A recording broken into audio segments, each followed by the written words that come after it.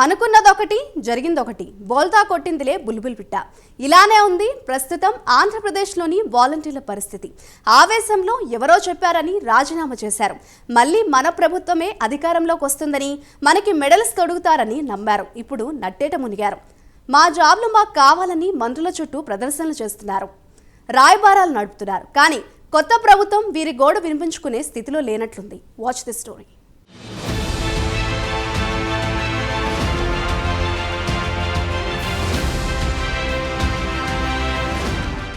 కుడితిలో పడ్డ ఎలుక మాదిరి తయారైంది ఏపీలో వాలంటీర్ల పరిస్థితి. వాలంటీర్లు కొంతమంది కుటుంబ సమాచారాన్ని తస్కరించి సంఘ విద్రోహ చర్యలకు పాల్పడుతున్నట్టు జనసేనాని పవన్ కళ్యాణ్ పదే పదే చెప్పారు.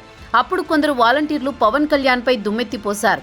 మా జీవనోపాధి లాగేస్తున్నావా అంటూ తెగ ఫోజులు కొట్టారు. వైసీపీ నేతల అండ చూసుకుని మరీ రెచ్చిపోయారు. పవన్ కళ్యాణ్పై కేసులు కూడా పెట్టారు. పవన్ కళ్యాణ్ చెప్పినట్టు కొంతమంది వాలంటీర్లు తప్పుడు పనులకు పాల్పడడం జరిగింది. అప్పుడే పవన్ కళ్యాణ్ మాటల మీద నమ్మకం పెరిగింది. తాను వాలంటీర్ల వ్యవస్థను తప్పు పట్టడం లేదని, కేవలం ఆ ముసుగులో కొంతమంది చేస్తున్న అరాచకాలను దుయ్యబడుతున్నానని చెప్పారు. అంతటితో ఆ కథ ముగిసింది. సార్వత్రిక ఎన్నికలొచ్చాయి. వాలంటీర్ల చేత తతంగం నడిపిద్దామని వైసీపీ భావించింది. వాలంటీర్లు చెబితే ప్రజలు తమకే ఓటు వేస్తారనే పిచ్చి భ్రమలో వైసీపీ నేతలు చేసిన ప్రయత్నం బెడిసి కొట్టింది. ఆ వాలంటీర్లను ఎన్నికల విధుల నుంచి తప్పించింది ఎన్నికల సంఘం. దీన్ని సాకుగా చేసుకుని వైసీపీ ప్రభుత్వం వృద్ధాప్య పింఛన్లను బ్యాంక్ అకౌంట్లో వేసింది. అకౌంట్ లేని వాళ్లు గ్రామ సచివాలయాలకు వెళ్లి తీసుకోమంది. దీంతో చాలా మంది వృద్ధులు అవస్థలు పడ్డారు. ఆ నెపాన్ని ప్రతిపక్షం పైకి నెట్టింది.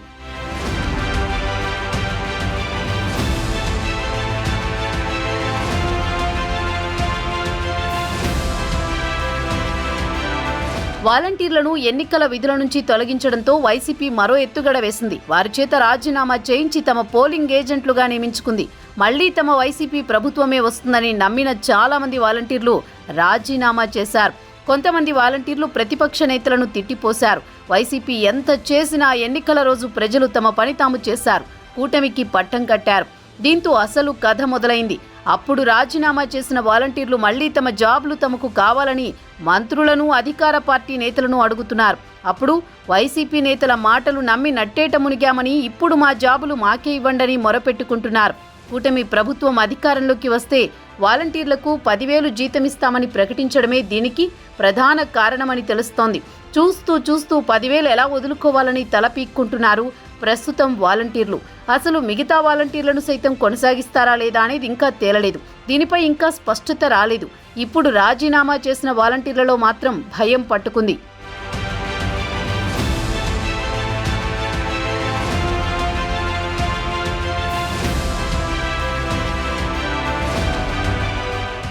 తాజాగా కొంతమంది వాలంటీర్లు తమ జాబ్లో తమకి మళ్లీ ఇవ్వమని, రాజీనామాలు వెనుకకు తీసుకుంటామని మంత్రి అచ్చెన్నాయుడును కలిసి విన్నవించారు. దీనికి స్పందించిన మంత్రి, మీ చేత బలవంతంగా రాజీనామా చేయించిన వైసీపీ నేతలపై పోలీస్ స్టేషన్లో కంప్లైంట్ చేయాలని సూచించారు. దీంతో ఇప్పుడు రాష్ట్ర వ్యాప్తంగా రాజీనామా చేసిన వాలంటీర్లు పోలీస్ స్టేషన్ల బాట పట్టారు. పోలీసులకు ఫిర్యాదు చేస్తే వాలంటీర్గా పునర్నియామకం జరుగుతుందని ఆశతో ఎవరు తమకు చెప్పి రాజీనామా చేయించారో వారిపై ఇప్పుడు కంప్లైంట్ చేస్తున్నారు.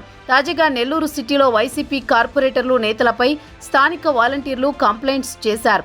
దీంతో ఇప్పుడు వైసీపీ నేతలకు కొత్త చిక్కు వచ్చి పడింది. అసలే అధికారం పోయింది, పైగా ఇలాంటి కేసులతో ఉక్కిరిబిక్కిరవుతున్నారు. ఏపీ వ్యాప్తంగా వాలంటీర్లు ఇదే పని చేయనున్నారు. ఒకప్పుడు తమను నియమించిన నాయకులపైనే కేసులు పెట్టే పరిస్థితి నెలకొంది.